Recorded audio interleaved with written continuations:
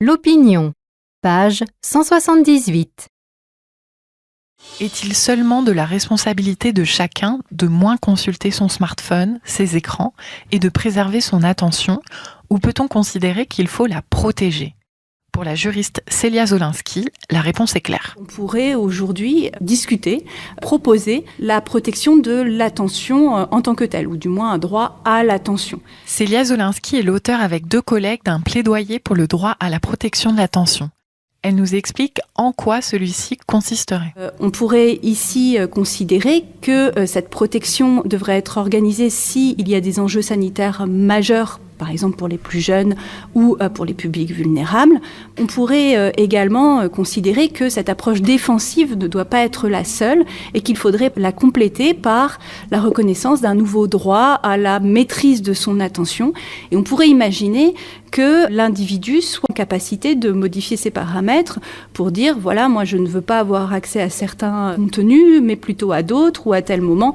Donc moduler en réalité les paramètres pour personnaliser ce qui va être exposé à son attention. Après tout, aujourd'hui, j'ai le droit de me déconnecter de mon smartphone, de le mettre dans une pochette et qu'il n'émette plus de données, qu'il ne me géolocalise plus, qu'il ne m'envoie plus des notifications. Tout cela, je suis déjà en capacité de le faire. Je suis absolument défavorable à ce qu'on soit empêché d'aller se connecter si tel est notre souhait.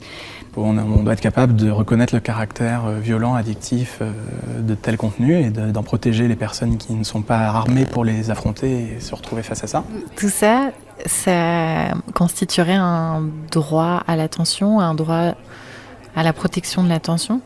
Ça constituerait, je pense, aujourd'hui les premières briques d'un vrai droit reconnu à la protection de l'attention et la reconnaissance de la notion d'attention comme étant aujourd'hui le sujet, c'est-à-dire l'objet du désir d'une industrie et la richesse de ce qui fait notre humanité et la difficulté qu'on a dans cette tension-là à préserver notre humanité tout en remettant en question une industrie capitaliste qui l'utilise et qui la cible et qui l'exploite et la raffine quotidiennement. Ouzbek et Rika, podcast.